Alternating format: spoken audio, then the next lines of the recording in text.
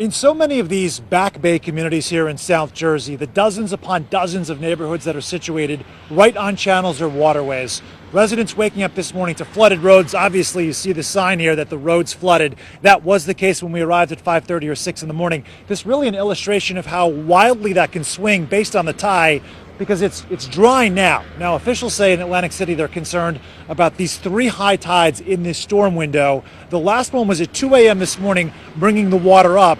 The next one is at 2 p.m. this afternoon. That is the area of largest concern, they tell me. So far, no water rescues or anything of that sort.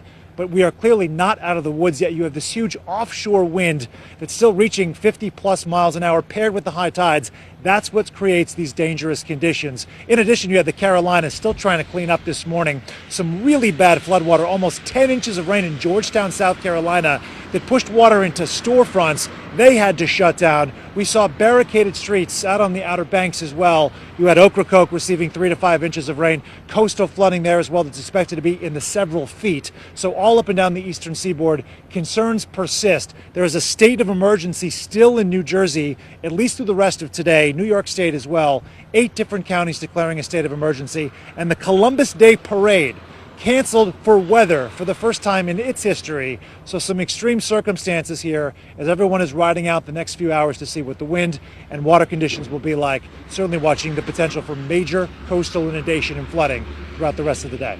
In Atlantic City, Sam Brock, NBC News.